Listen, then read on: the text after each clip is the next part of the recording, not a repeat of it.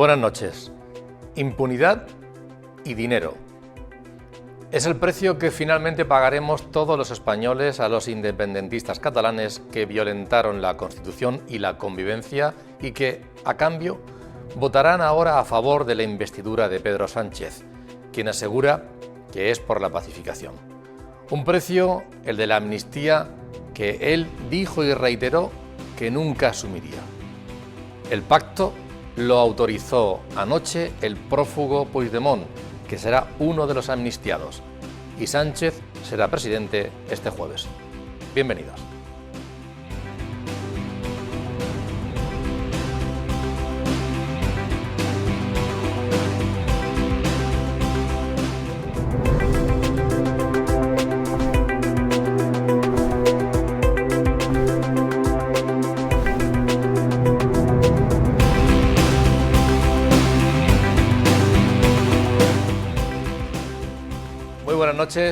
Muy buenas noches y bienvenidos al debate en Popular Televisión.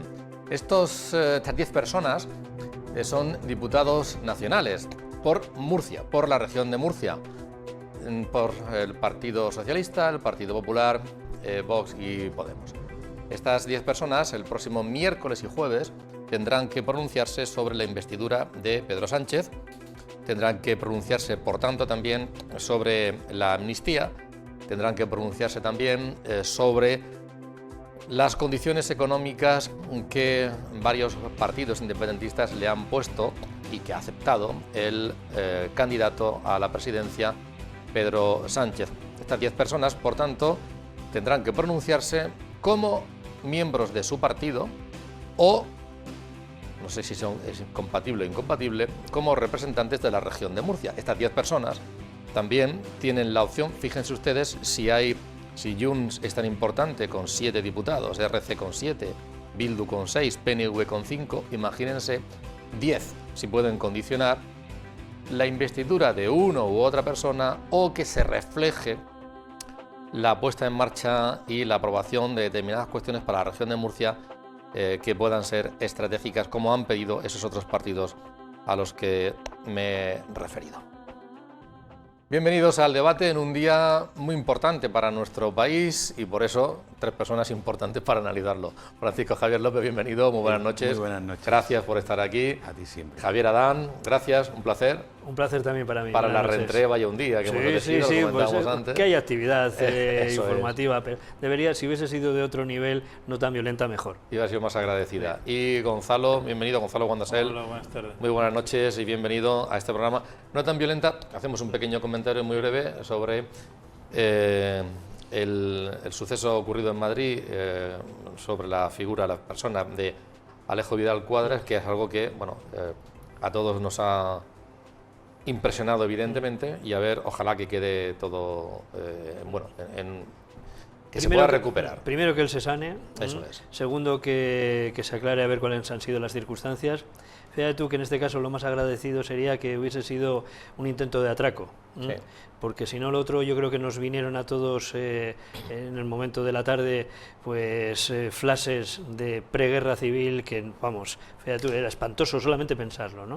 Entonces, pues eso, ojalá que en este caso primero se recupere, le deseamos desde aquí una prontísima recuperación, una figura de la política española que yo creo que muy a considerar. Por supuesto que estuvo en el Partido Popular y fue fundador de Vox, pero que él siempre ha sido un hombre de política, ¿no? Y entonces, pues que se vea inmerso en esta circunstancia, pues a todos nos deja, pues vamos, la verdad es que muy con el alma en vilo, ¿no? Y en este caso, ojalá que eso, que haya sido un intento de robo, ¿no? Y que se recupere lo antes posible y bien.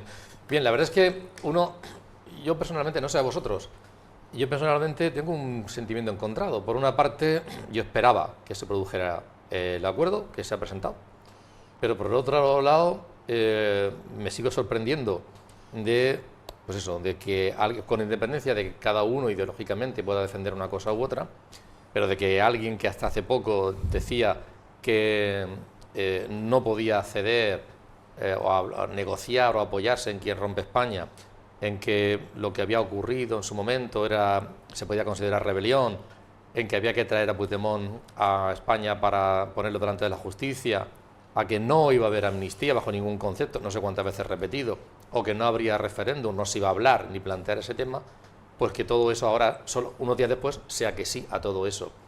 Yo estaba convencido de que se iba a producir este acuerdo y sigo sorprendido de que se produzca. No sé con qué parte de mí quedarme, no sé si vosotros cómo lo encajáis. Yo creo que en el día de hoy no nos hemos llevado una sorpresa, porque ya sabíamos en los últimos días que el pacto era prácticamente inminente. Es verdad que desde las filas de Junts han intentado tensar hasta el último momento, pero yo creo que tienen que estar muy satisfechos, puesto que es un pacto en el que el Partido Socialista ha olvidado todo lo que ha ocurrido en estos 6 años, ha asumido como propio el relato nacionalista, nada más que leer las 2 primeras páginas de ese pacto, da carta de naturaleza incluso al referéndum del que hoy consorna, además, es el aniversario. Digo consorna porque han hecho coincidir la firma del anuncio con la celebración de aquel referéndum. Además, llega a un punto incluso que hablan hasta desde los decretos de nueva planta de Felipe V. Es decir, ¿cómo ha podido llegar el Partido Socialista a comprar ese relato cuando hasta junio se nos decía todo lo contrario?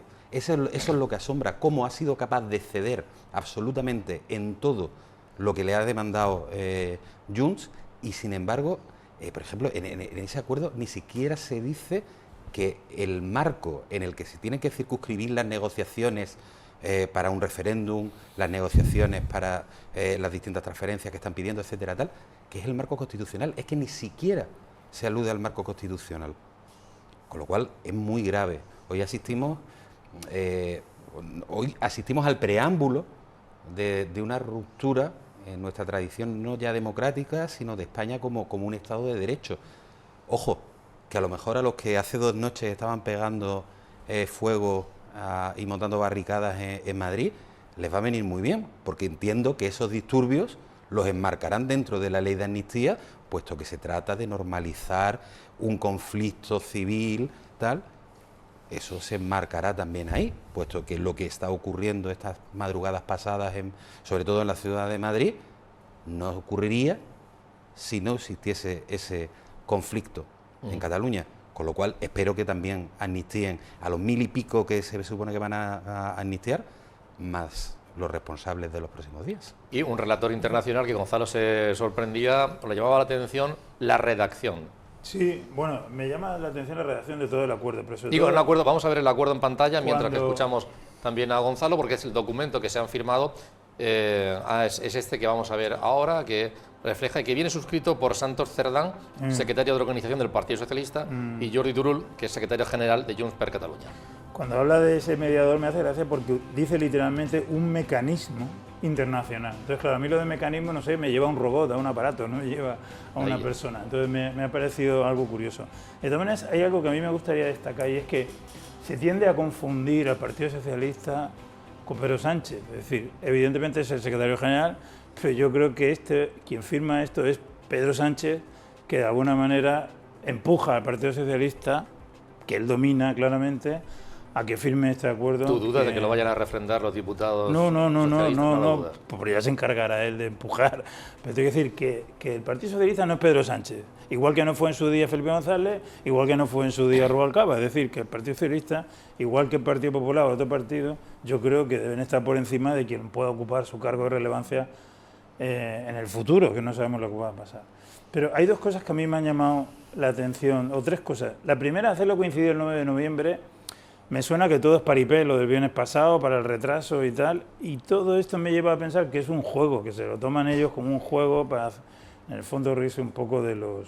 ¿Hoy qué es? Que estamos. Hoy es 9 de noviembre. Sí, pero el día de la Almudena. Sí, bueno, fiesta en Madrid. Pero el 9 de noviembre, ellos lo hacen por el 9 de noviembre de 2014, que fue cuando el famoso referéndum. Sí, pero que además después de unos días de tensión, cuando se firma esto, evitas una explosión masiva en Madrid. No va a haber en Cataluña, no va a haber en Barcelona. Pero perdona, sí. Otra segunda cosa que me ha llamado la atención es el preámbulo, lo comentaba antes con vosotros, que el PSOE se traga absolutamente todo el preámbulo, todo el relato de Junts, pero incluso la manera en cual habla del 1 de octubre y habla de la aplicación del 55, todo está claro que lo ha redactado esa parte Junts.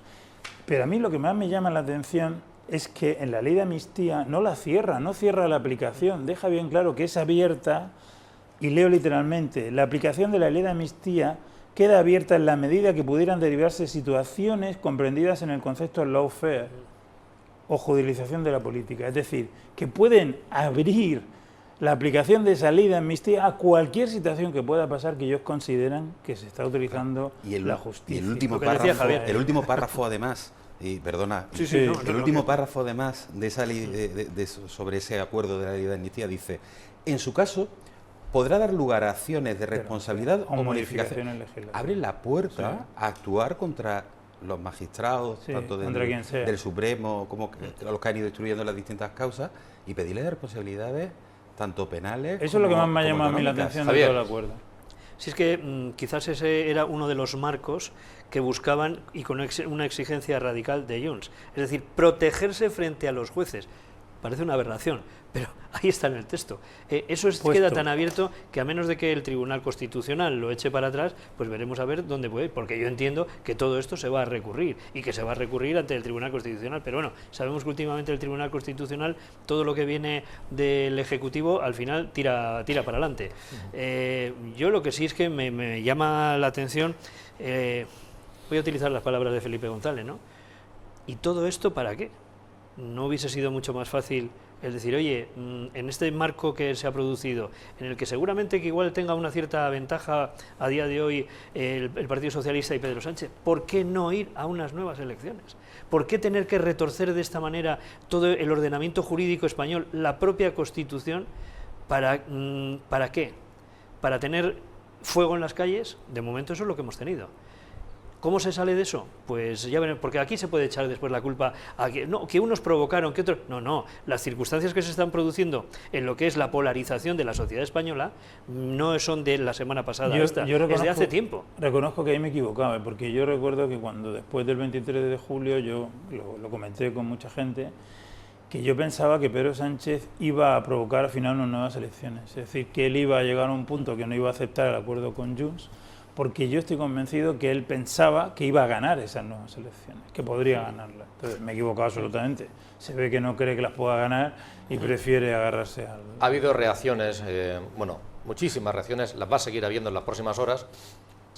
Algunas, los propios políticos se han trasladado a los medios de comunicación. En otros casos nosotros los hemos requerido, evidentemente. Va a haber muchísimas en las próximas horas. Por ejemplo, aquí también en la región de Murcia. Y hablando de gente de la región de Murcia, vamos a escuchar lo que opinan responsables políticos de aquí, que están aquí en la región de Murcia, pero también a algunas de esas personas que han visto ustedes en las fotografías, diputados nacionales por Murcia, que evidentemente tendrán que pronunciarse la semana que viene, miércoles y jueves, a quienes les hemos pedido opinión. Aquí en la región de Murcia, por ejemplo, se ha pronunciado José Vélez, secretario general del Partido Socialista. También lo ha hecho Marcos Ortuño por el Partido Popular o José Ángel Antelo, presidente de Vox. Vamos a escucharles. La región de Murcia será una de las más beneficiadas. Por eso necesitamos que sigamos teniendo un gobierno progresista para que ponga en marcha la batería de medidas que se han acordado con Sumar y que también se aborden temas tan importantes para nuestra región como la financiación autonómica. Es el único gobierno que va a garantizar que se sigan llevando a cabo tanto los proyectos como las inversiones en infraestructuras y en áreas fundamentales para nuestra región, como es infraestructuras ferroviarias, infraestructuras por carreteras, por supuesto, en materia de agua, que en 5 años con el presidente Pedro Sánchez en el gobierno han llegado a esta región 109 hectómetros cúbicos más de agua que en los 5 años del Partido Popular de Mariano Rajoy. Asistimos atónitos al proceso de degradación institucional que emprendió el gobierno de Pedro Sánchez en su afán por mantenerse en la Moncloa. Pretende borrar, y subrayo, borrar delitos tan graves como la corrupción, la malversación de caudales públicos e incluso actos de carácter violento y terrorista. Es inadmisible Es inaceptable, porque todo ello está dinamitando la igualdad entre los españoles y está deteriorando los valores que asientan nuestra convivencia. Habrá cesiones, muchas cesiones. Algunas las conoceremos y otras no. Pero lo que está claro es que la fiesta al final la pagaremos siempre lo de siempre. Sino que cuando pretendan robar 15.000 millones de euros al resto de los españoles, también lo vamos a llevar al Tribunal Constitucional.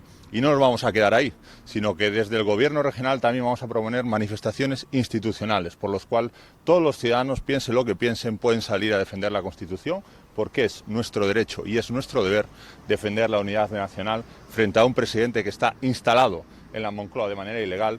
Hay que recordar que en el año 2017 el golpe de Estado vino de la Generalidad y que hoy en día está viniendo desde Moncloa.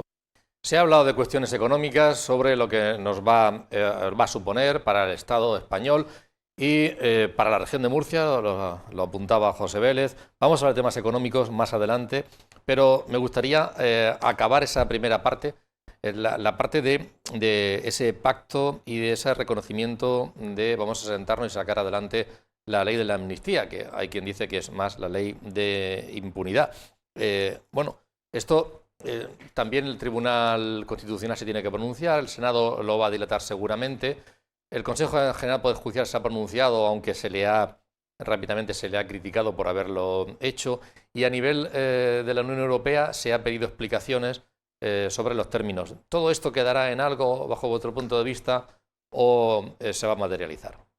Yo creo que se va a materializar. Por lo menos intentar. Sí, vamos, prácticamente seguro que los números ahora sí que van a dar, cuando hablamos de materializar, es un gobierno de Pedro Sánchez y en un principio, pues para tenerlo, y luego ya veremos a ver hasta dónde puede avanzar en la legislatura. Si todas estas concesiones se van concretando, incluso más allá, las que pueden ir en los próximos presupuestos, pues entonces veremos que hacia donde lleve toda esta deriva, pero que sí que se va a conseguir, que sí que van a conseguir pues esa legislatura completa. Los costes, pues los tendremos que ir analizando poco a poco, pero yo creo que ahora sí que está abierta esa senda. Fíjate tú, lo comentaba antes, yo creo que no ha sido casualidad, las negociaciones seguro que han estado ahí, Junts ha sido seguramente que muy duro en sus negociaciones, aunque luego ya cuando lees el papel y cuando ves además, escuchas las declaraciones, dices, oye, que se mantiene cada uno supuestamente en un territorio, que reconocen que uno está en un territorio y otro está en otro, pero luego lo que se firma es algo común. Entonces dices, vamos a ver, están llegando a un acuerdo ¿para qué? Quizás para sobrevivir ambos. Y cuando digo ambos, en este caso me refiero también a Puigdemont, porque dices, ¿cuál era el escenario que se abría para Puigdemont en unas elecciones en las que pudiese ganar el Partido Popular? Pues lo tendría muy difícil personalmente, y eso, quieras que no, también afecta. Es decir, uno, de momento intentar seguir en Waterloo, pero luego antes o después la justicia le iba a echar mano, y si la justicia española le echa mano, ¿dónde va? Pues directamente a los calabozos y a la cárcel y a un juicio y a saber hasta dónde, ¿no? Entonces yo creo que eso también ha presionado. Entonces, todas esas cosas, uno, la parte personal suya, la de todos aquellos que se van a ver beneficiados por la amnistía, pero que además otro elemento, y ya este sí que es de comunicación pura y dura, este momento que han elegido, yo creo que no es casualidad, no solamente es que yo sea la Almudena, sino que para muchos madrileños además es puente. Y sabemos todos que las noticias de hoy, dentro de 5 días, cuando llegue el próximo lunes, las cosas que habrán pasado, entre otras cosas, ¿qué ha pasado en Portugal?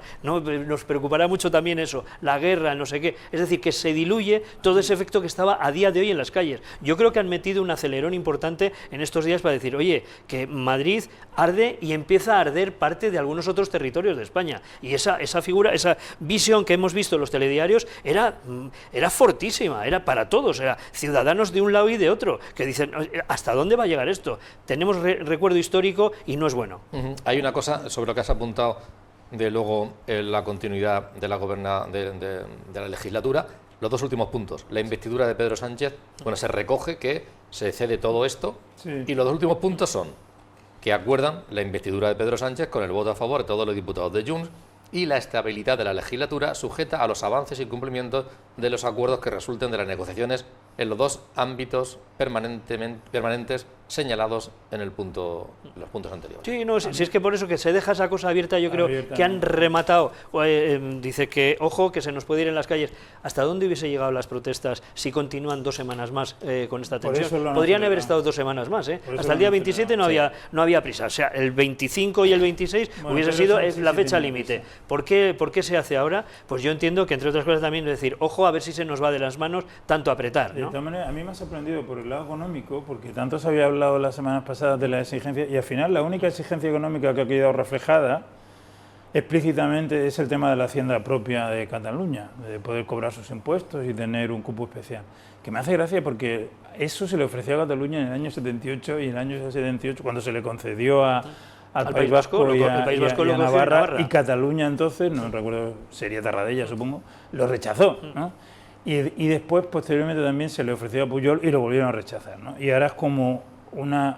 que a mí no me parece tan grave en el sentido que ya hay 2 comunidades que ya lo tienen, ¿no? Es que, perdón, pero un segundo, no he hecho... por hacer un inciso para que nos entiendan, que dice, oye, eso de la hacienda propia, ¿qué es? ¿Qué ventaja o qué desventaja tiene? En el caso del País Vasco es la siguiente. El País Vasco, a día de hoy, Navarra no puede recurrir al FLA como sí recurre Cataluña. Para pagar la deuda de Cataluña sí puede recurrir a la solidaridad de toda España. Ojo, también se paga la deuda de Murcia. El País Vasco no puede recurrir a eso, entraría en quiebra. Pero ya te digo yo que ventaja económica no tiene ninguna, porque si hubiera tenido alguna ventaja económica, Cataluña lo hubiera pedido hace 20 años, 40 años. ¿Por qué lo pide ahora? Porque es un paso más hacia esa nación, es un paso más controlar tus dineros, pero no porque económicamente sea rentable, que ya te digo yo que no lo es. De hecho, pero viene reflejado así, lo del avance. Sí, por eso, pero me refiero a que, aunque es una medida económica, en este caso es una aceptación política, desde mi punto de vista. Porque si fuera económico, ya lo hubieran aceptado hace 40 años, además, como son los catalanes. Pero me ha sorprendido que no hay nada más económicamente escrito. Se llegó a hablar, no sé si recordáis, de que iban a exigir un 19% de los fondos Next Generation, nada más con carácter retroactivo. Se llegó a hablar de una compensación por infraestructuras no efectuadas. No hay nada de eso. Lo único que hay, en ese mismo párrafo al final, dice que se llevará a cabo un plan para facilitar el regreso a Cataluña de la sede social de las empresas que se han ido. A ver cómo hacen eso, porque se fueron por falta de estabilidad política. Queda la sensación de un remate, y el politólogo nos lo puede explicar, un remate de última hora, para decir, ojo, que se nos puede ir de las manos, eso, que hay porque las calles están muy cabreadas. Están aquí. Hay muchas cosas que no sé si secretamente o en posteriores, pero que va a haber más pastel de que hay aquí reflejado. Al politólogo y sociólogo, porque a nivel de la reacción, se recoge aquí en este documento, dice que en aquella referéndum de independencia hubo una participación masiva en favor de la independencia de Cataluña. Y como consecuencia de eso, y que el intento de impedirlo dio lugar a unas imágenes que el intento de impedirlo, o sea, el problema fue el intento de impedirlo, no que se celebrara. Por eso digo que se ha tragado el relato. Y la opinión pública en nuestro país, claro, también llama la atención otra cuestión, y es, esto es para pacificar. Bueno, evidentemente todos sabemos que no. Pero, claro, ¿la sociedad española ha pedido esto? No, la sociedad española no ha pedido esto. Y además es que el Partido Socialista, Pedro Sánchez, concurre a las elecciones en junio negando todo lo que ahora está haciendo. Pero además de una forma muy taxativa, jamás una ley de amnistía, jamás... Eso marca Pedro Sánchez. Bueno, esos son los cambios de humor. Eso marca los cambios de opinión. Los de humor, no quiero estar cerca de este hombre porque si los de opinión son así, los de humor sabe Dios cómo son. Pero bueno, a lo que vamos. El apoyo mayoritario de la sociedad catalana el día del referéndum, votaron los 4 suyos, igual que el fin de semana pasado votaron el 60% de los afiliados del Partido Socialista a favor. O sea, el 87% del 60% de los afiliados del Partido Socialista votó a favor de este pacto que no conocía y del pacto con Sumar. Es decir, la validez que tiene eso es entre 0 y nada, básicamente. Un referéndum, como se propone aquí, un nuevo referéndum. Del artículo... Sí, dentro del artículo creo que era del 92 de la Constitución. Creo que era así. Vamos a ver, muy bien. Pero la Constitución lo que dice es que para cualquier cuestión tenemos que ser consultados todos los españoles. Todos. Es el artículo 92 y dice: las decisiones políticas de especial trascendencia podrán ser sometidas a referéndum consultivo de todos los ciudadanos. Claro, De todos. El referéndum será convocado por el Rey mediante propuesta del presidente del Gobierno, previamente autorizada por el Congreso de los Diputados, y una ley orgánica regulará las condiciones y el procedimiento de las distintas modalidades de referéndum previstas en esta Constitución. Sí, Efectivamente, con lo cual, un referéndum solamente en Cataluña, con la Constitución en la mano, no es posible. Una consulta popular no vinculante, un proceso participativo, lo que tú quieras, no vinculante, pero un referéndum a día de hoy no pueden. ¿Tienen una mayoría parlamentaria este bloque que se ha formado para reformar la Constitución en esos términos? No. No. Con lo cual, el último punto que dice: la estabilidad de la legislatura está sujeta a los avances y cumplimientos de los acuerdos que resulten de las negociaciones en los ámbitos permanentes señalados en el punto segundo, pues la legislatura va a depender de cómo esté de ánimo cada día el señor Puigdemont, porque muchos de estos puntos no van a poder cumplirse. Y probablemente no van a poder cumplirse porque ahí van a estar otros partidos políticos. Va a estar. Ya lo ha dicho hoy. Él ya lo ha dicho hoy, no se oculta. Efectivamente. Él ya ha dicho que la legislatura va a durar.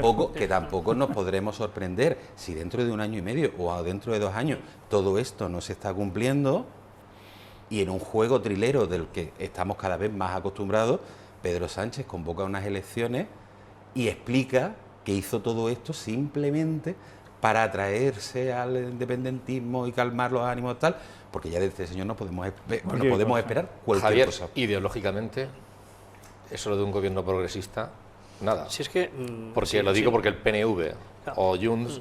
Sí, además lo de Junts, bueno, el PNV es un partido liberal conservador.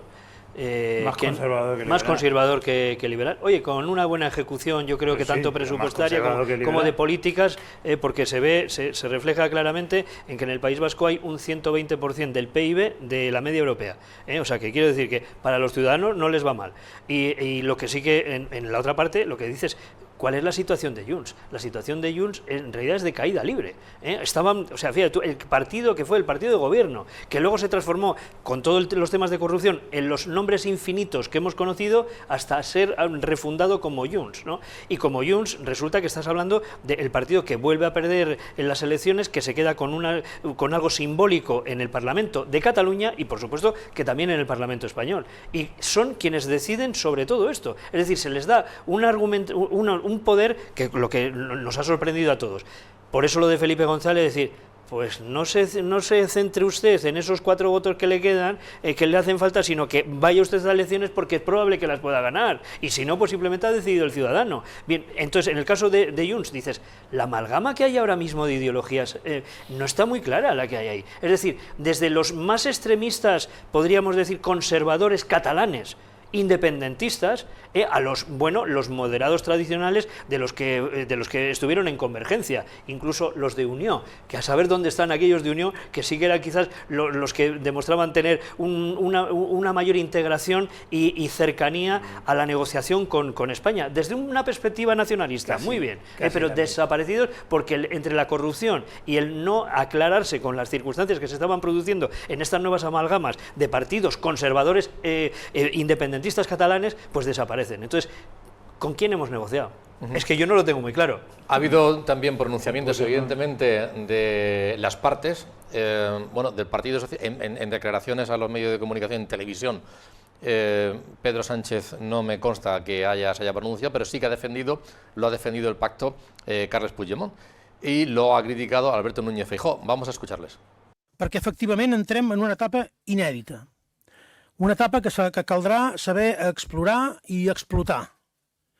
Una etapa, el recorregut i ambició de la qual dependrà en gran part de nosaltres, de la capacitat que tinguem d'emprar les eines que hem acordat i en la qual no ens hem fixat cap altre límit. El desafío de los valores de la Constitución está protagonizado por un candidato a la presidencia del Gobierno. El golpismo de antes tuvo enfrente a todos los presidentes del Gobierno de España y en esta ocasión quien aspira a dirigir la nación tras ser derrotado en las urnas se confabula con los que quieren mutilar nuestra nación. Entramos en una etapa inédita. Dice Puigdemont, ¿cómo interpretar eso, Gonzalo? Y que dependerá de nosotros, dice, de mi peluca y yo. Eso es.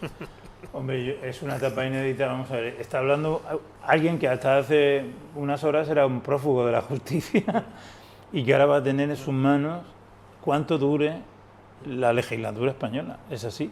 Cuánto dure el señor Sánchez de presidente de gobierno, si dura 6 meses, 1 año, 2 años, 4 años, está en manos de alguien que todavía hoy en día es un prófugo de la justicia.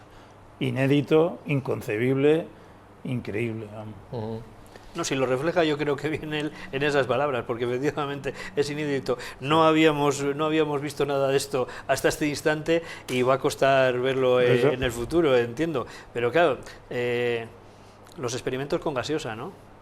Porque aquí es que estamos jugando en un filo de la navaja que yo, volviendo eso a los referentes del socialismo español tradicional y los que yo creo que demostraron que se podía hacer políticas socialistas y modernizar el país, pues que estén con la alarma todo el día puesta, diciendo que por aquí, por ahí no, pues la verdad es que a cualquier ciudadano le llama la atención. Entonces dices, ¿dónde está esa reflexión que tiene que hacer a día de hoy el Partido Socialista? Porque la explicación, ¿cuál es?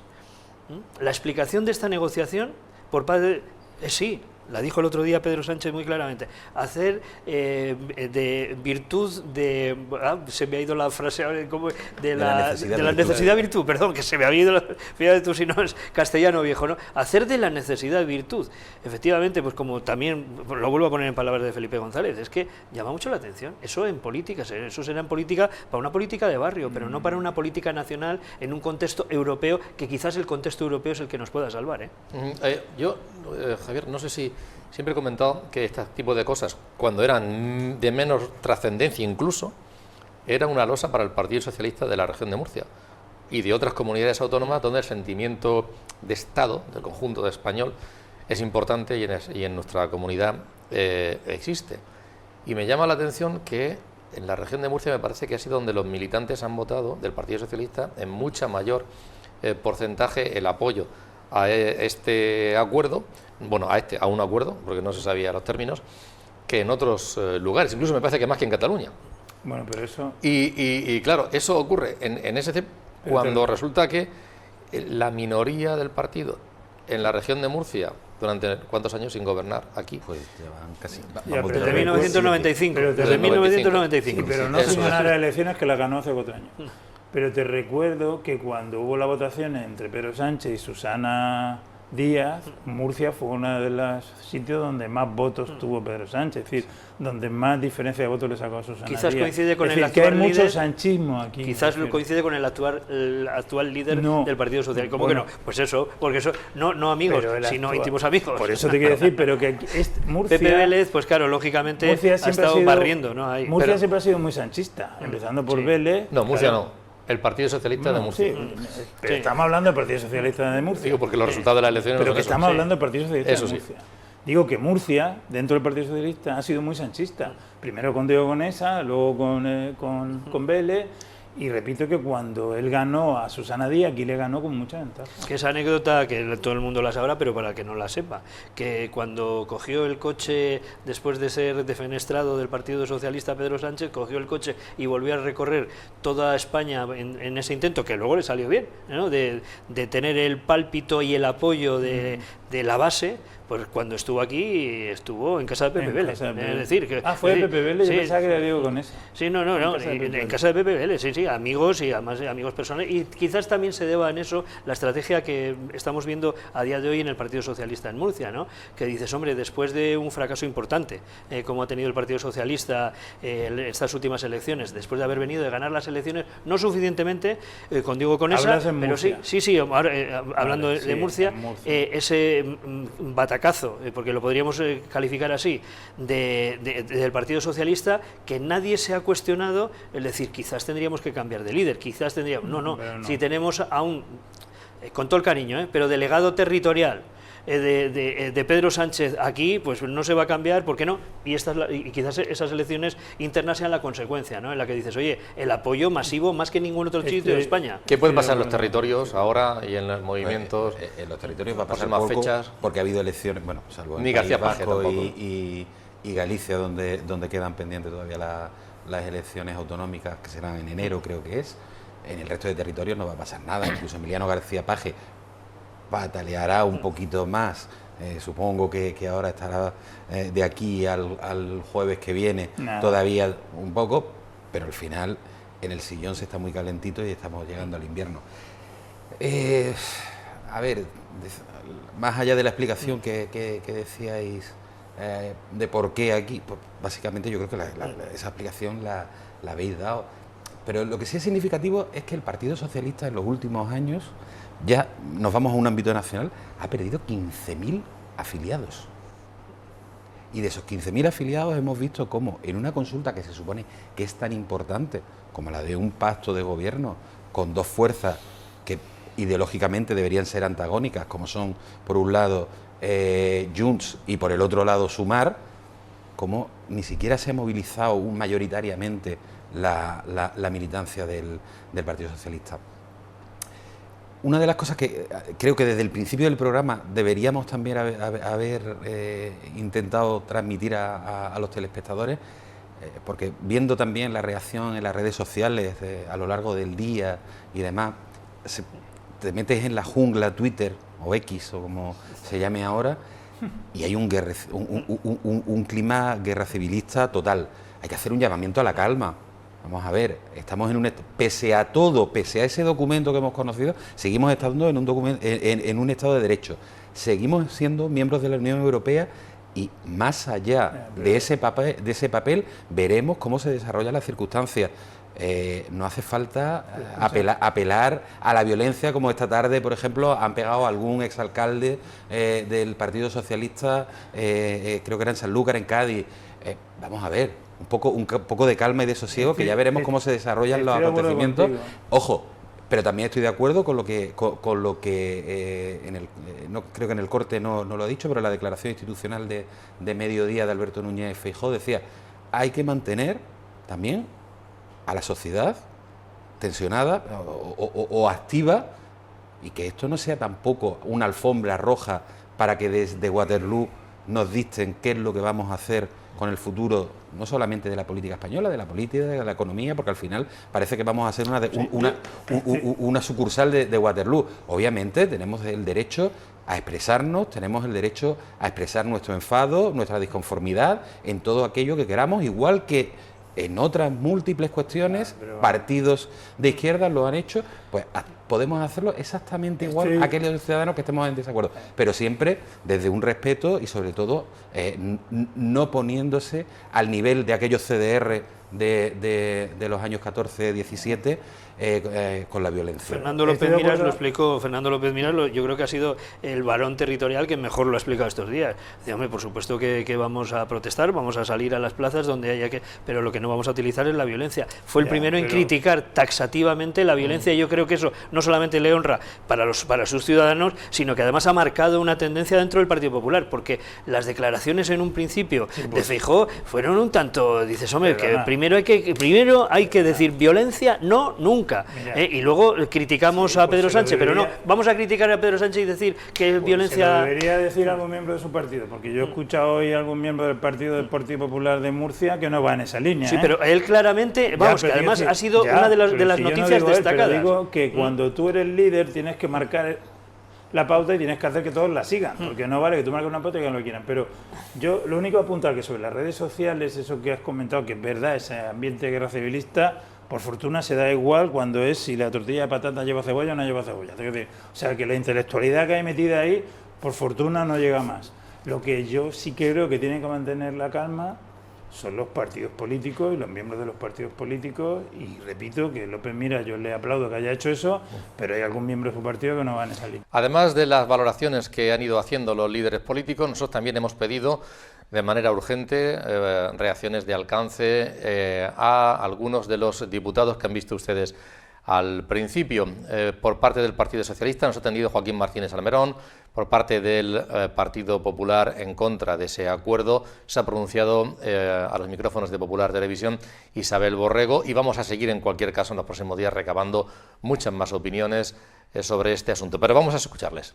Porque el 27 de noviembre hay una barrera, que es la que hay, y por lo tanto eso es pronto. Esperemos que sea la próxima semana. Nosotros creemos que es necesario que España ya tenga un gobierno y que nos pongamos a hablar de lo importante en este país, que es la educación, que es la sanidad, que es subir las pensiones a los mayores, que es trabajar en definitiva por esta región, nosotros desde el Congreso y el Gobierno desde la Moncloa. Yo creo que cualquier política, cualquier actuación política que contribuya a solucionar el problema que hay en Cataluña y que sirva para mejorar la convivencia entre los españoles en este país, siempre es buena. Además, una ley que en todo caso, cuando se vea y se verá, será una ley dentro del marco de la Constitución, y es una ley que en definitiva será bueno para todos los españoles. Y además eso es fácilmente contrastable dentro de unos años, y al final yo creo que cualquier decisión política dentro de las atribuciones que tiene el Parlamento, siempre se hace para mejorar, por supuesto, a la ciudadanía. Es mi obligación, primero como murciano, defender que haya una financiación en esta región adecuada. De hecho, el Partido Socialista es el único que lo ha propuesto hasta la fecha, encontrándose con el voto en contra del Partido Popular. De todas maneras, cualquier actuación que se haga con respecto a Cataluña, ya se ha dicho públicamente, afectará también al resto de regiones y al resto de comunidades autónomas. Pero no nos llamemos al engaño. El Partido Popular hace un silogismo que no es cierto. Si se parte de premisas incorrectas, pues se llega a una conclusión incorrecta. La deuda que arrastra esta región, y que llega casi a los 14.000 millones de euros, no se debe en su mayoría a lo que llaman la infrafinanciación, sino que se debe a la mala gestión que el Partido Popular nos ha sometido en los últimos 30 años. Estamos esperando aquí todos los ciudadanos de la región de Murcia, todos los españoles, que un prófugo de la justicia, que un huido de la justicia comparezca en los medios de comunicación y nos diga cómo Sánchez está humillando a España, cómo Sánchez está humillando a la región de Murcia, porque eso significa el pacto que acaban de firmar el PSOE y Junts, una humillación a todos los españoles, una humillación a los ciudadanos de la región de Murcia. El PSOE se arrodilla, vende a España por 7 votos y eso no lo podemos consentir. Se lo está diciendo Europa, se lo estamos diciendo todos los españoles con las concentraciones pacíficas que estamos teniendo estos días. Y así tenemos que seguir diciéndole, no podemos consentir que se venda a España, que se venda la unidad de España, que se venda la igualdad de todos los españoles, la igualdad de todos los murcianos con el resto de todos los españoles por un puñado de votos, por 7 votos. Por eso hemos llamado también a esa concentración el próximo domingo en Belluga, una concentración pacífica para decir no queremos la amnistía, queremos que España, que todos los ciudadanos seamos iguales en España. Yo al principio del programa, Gonzalo, planteaba un imposible. Hemos hablado bastante del acuerdo global, del marco, hemos hablado de la amnistía. Vamos a hablar de los temas económicos. Yo presentaba la fotografía de los 10 diputados, hemos visto a 3 de ellos por la región de Murcia, y yo decía, fíjense ustedes, las concesiones que le ha hecho el Partido Socialista para poder gobernar a Esquerra Republicana con 7 diputados, o a Junts con 7, o a Bildu con 6, PNV con 5, y también pescará algo BNK con 1, o Coalición Canaria con 1. Si nuestros 10 diputados que tienen que votar el jueves, tienen que votar, defendieran, digamos, pertenecieran a un partido regionalista, no estuvieran a las órdenes de un jefe, estuvieran a las órdenes de los ciudadanos y hubiera, haciendo un imposible, y hubiera una unidad de criterio, ¿qué le pedirían, qué le deberían pedir al nuevo gobierno, sea de uno o fuera de otro?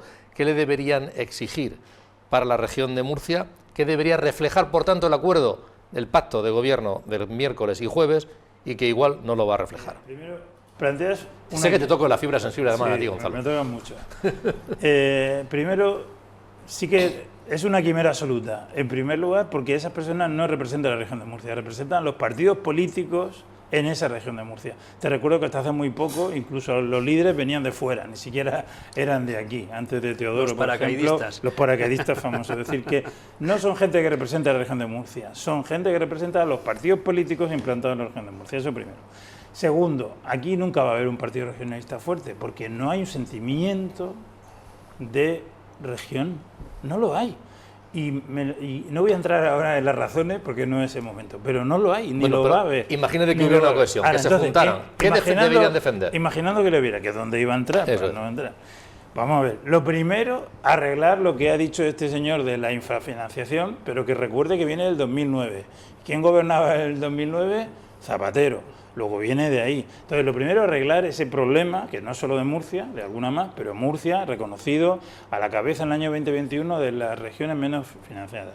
Y segundo, por favor, las infraestructuras, que somos, vamos, lo puedo decir, la pata del mundo. O sea, es que no tenemos ni aeropuerto que funcione, ni carreteras que funcione, ya no digo AVE, el corredor mediterráneo, no tenemos nada, no tenemos un puerto con salida, que no tiene ni una sal, no tiene nada. O sea, entonces, esta región necesita infraestructura a saco. Esos serían mis dos elementos claves. Hay muchos más, pero para mí los dos primeros. En Cataluña 15.000 millones de condonación de deuda. Del 20% de la deuda de FLAP. En la región de y Murcia dicen que a Murcia le darían 2000. lo mismo, que serían los 2.000. Pero ya ha dicho Luis, el consejero, que por debajo de 3.000 no harían nada.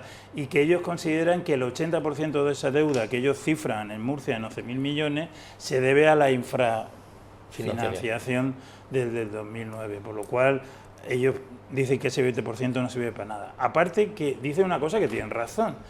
Yo no puedo estar a que me des lo que le has dado al vecino. En vez de darme lo que le has dado al vecino, vamos a sentarnos todos en serio, vamos a hacer una negociación seria sobre el sistema de financiación de las autonomías y vamos a cambiarlo, porque hay muchas autonomías perjudicadas. Murcia la que más, seguramente, pero vamos a hacer una negociación en seria conjunta. No porque al primo de Zunasol le has dado más, a mí me tienes que dar lo mismo. No.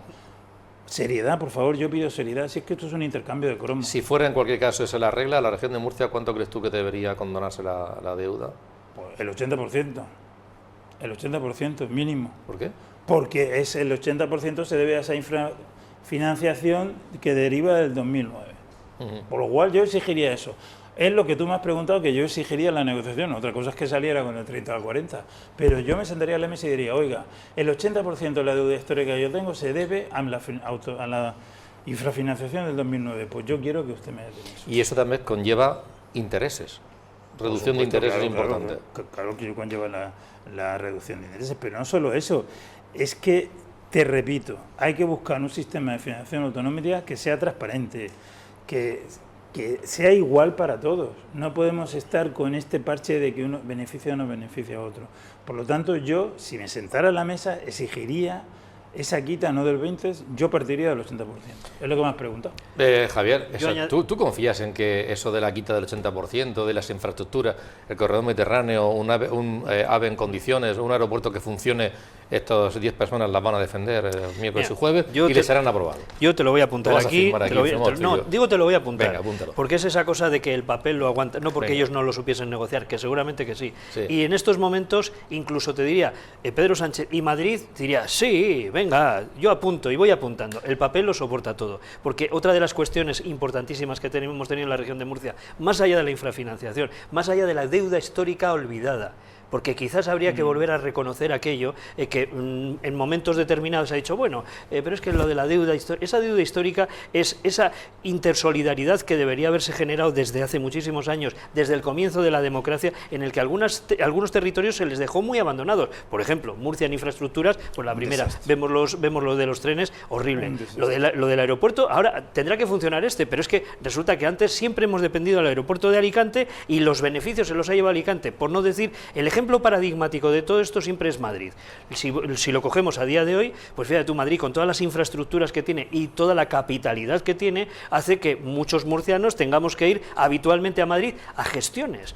Si esas hubiesen estado descentralizadas, como no están, usted me lo tendrá que abonar a mí también, tendrá que ayudar a los míos. Entonces yo te diría que la toma de posición debería empezar a ser la de decir, sí, lo de los 3.000 millones ya de entrada, porque se los quieres dar a los otros, pero además tenemos la deuda histórica, y además además tenemos que, me tienes que compensar por todo aquello que a día de hoy, en esa intersolidaridad que se debería tener, no hemos tenido, y que nos ha hecho que seamos menos competitivos. Un problema que tiene Murcia es que sigue teniendo una baja competitividad, teniendo unas empresas y unos empresones terribles, una formación, estamos en una universidad que con gente de excelencia, y resulta que esa gente de excelencia se nos tiene que ir a otro sitio. Pues todo esto hay que apuntarlo, eso es lo que sí que hay que apuntar, y la suma final es la que hay que reclamar, y la suma final hay que reclamarla, y entonces igual en lugar de 3.000 millones... a mi 80%. Claro, es completamente, sí, te doy la razón, por eso digo, igual entonces en lugar de los 3.000 nos tenemos que acercar a los 10.000, claro. Y entonces sí que tendríamos una solución, porque si solamente nos quitan 3.000 y seguimos debiendo 7.000 que generan unos intereses brutales que hacen que tengamos menos inversión,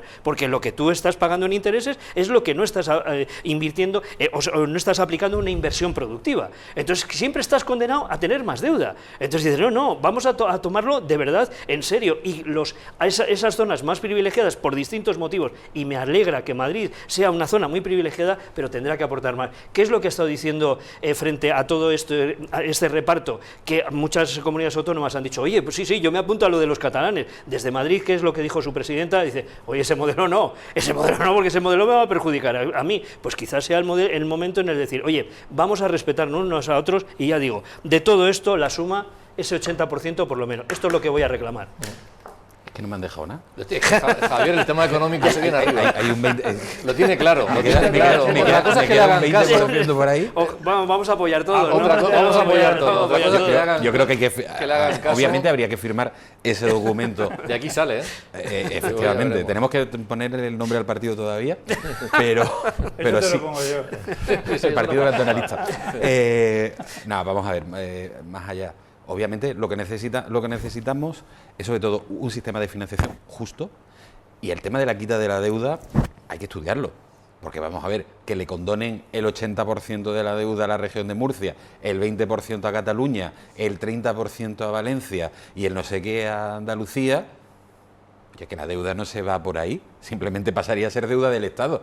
O sea, vamos a ver, que si nos ponemos si le pedimos todos la paga a la abuela y la dejamos sin un duro, el domingo que viene no tenemos paga. No, pero si la abuela siempre ha estado dando de comer a los mismos, y a mí me ha dejado, que no me ha dejado ni moverme. Perdona, el domingo no tienes paga ni herencia. Efectivamente, entonces vamos a ver que esto no se trata simplemente de hacer quitas porque sí. Oiga, no, es que esa quita pasaría a ser una deuda del Estado. Pero díselo a Turul. Turul me va a decir él a mí. Y vamos a ver, y si estos 10 señores tuviesen la capacidad de negociar, obviamente las infraestructuras sería un punto clave necesario. No solamente las infraestructuras en cuanto a comunicaciones, las infraestructuras hidráulicas, todo aquello que mejore la competitividad de las empresas, porque es verdad que estamos en una región... La logística es vital. Efectivamente, por eso... Sí, pero necesitamos no solamente carreteras, necesitamos mejores conexiones por AVE, no por AVE, mercancía, el corredor del Mediterráneo. El corredor Somos una región exportadora. Efectivamente. Si nos quitan, si no nos dejan... Claro. Escucha, pero que el corredor mediterráneo llegue a Cartagena, que no se desvía Lorca. No, pero... Vamos a ver, es que si ya nos ponemos que, aparte de pedir para la región, tenemos que ir pueblo a pueblo, luego, entonces no acabaría. ¿El Mediterráneo por dónde va? No entra, que yo sepa. Ese melón. Un instante para publicidad y lo vemos de inmediato.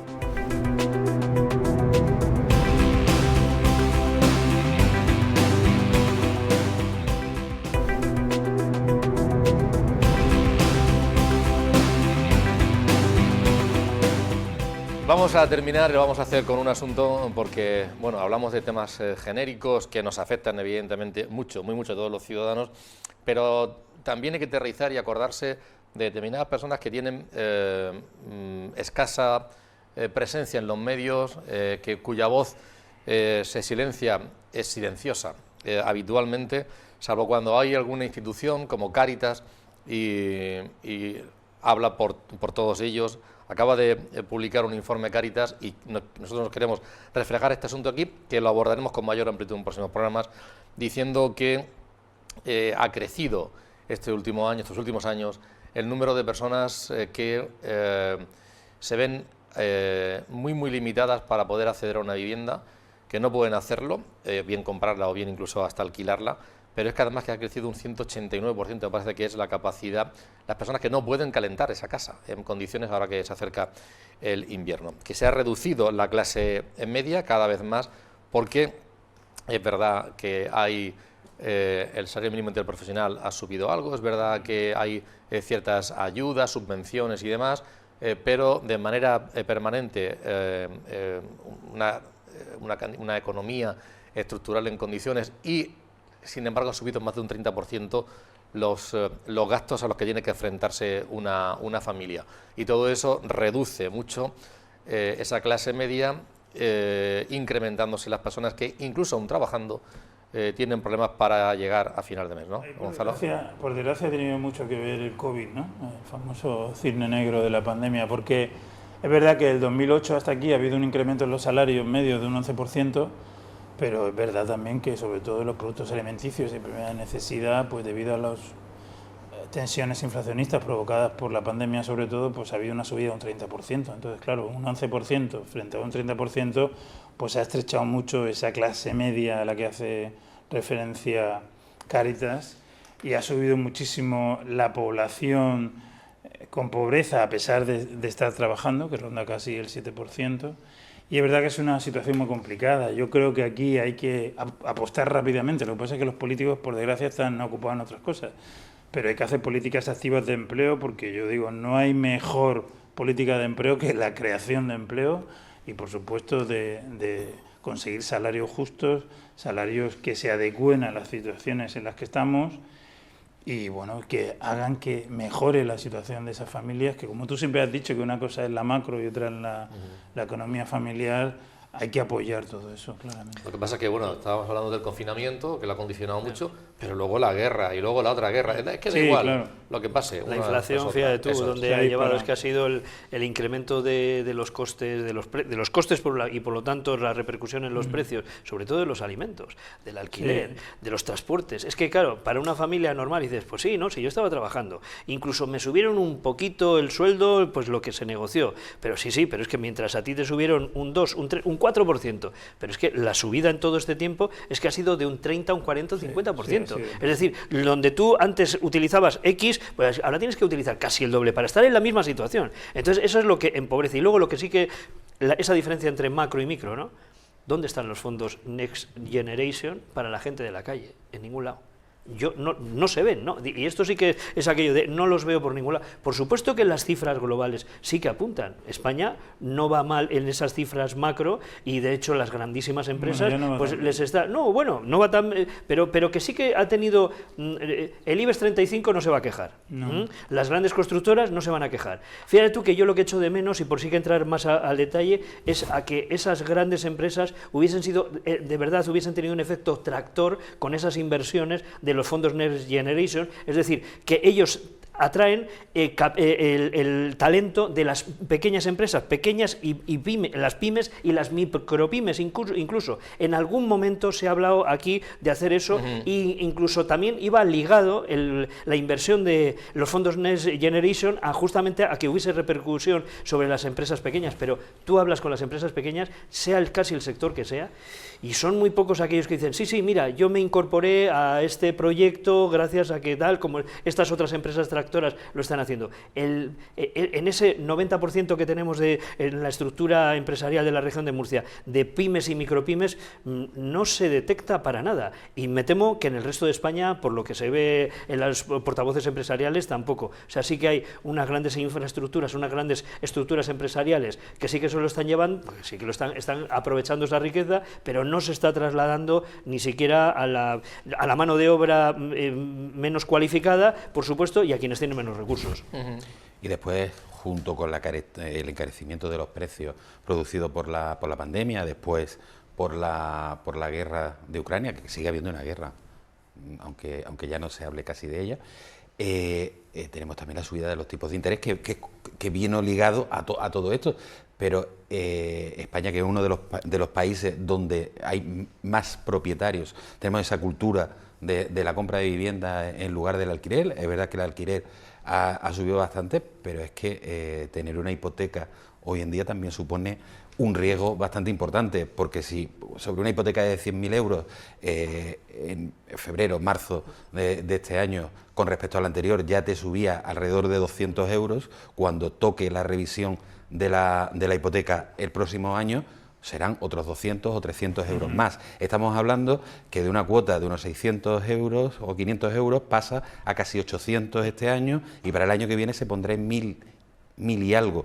Estamos hablando que para cualquier economía familiar, por no hablar ya de las familias monoparentales o de las familias con todos los miembros en paro, solamente tener una vivienda ahora mismo ya no es que sea un lujo, es que es una carga que es muy inasumible. La mejora del acceso a la vivienda es una de las asignaturas pendientes. Efectivamente. Aquí, tanto a nivel de compra como a nivel de alquiler. Y en eso es lo que deberían centrarse ahora los políticos, de verdad, pero llevamos... Si es que, mira, yo tiro para atrás y desde el 2011, que hubo aquella marea del PP, ¿os acordáis y tal? A partir de ahí es que la atención de los políticos ha ido en gobernar, querer gobernar, quién va a gobernar, pactos para gobernar. Es decir, siempre ha habido esta inestabilidad política y no se han dedicado a políticas efectivas de este estilo, que son las que hacen falta. Yo recuerdo hace ya algunos meses, cuando aquella subida de las pensiones, hacíamos una encuesta en la calle, bueno, a ciudadanos de manera aleatoria, y había una señora mayor que decía, me han subido tanto, decía cuánto, y he ido a comprar y ahora me cuesta más tanto, porque me hubieran dejado como estaba.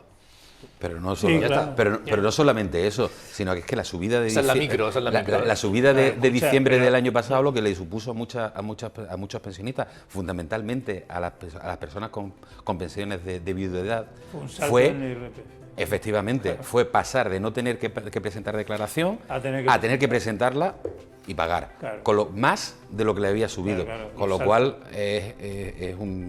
fue un engaño. Son los saltos. Javier, muchísimas gracias. Gracias Estaremos pendientes. A vosotros, sí.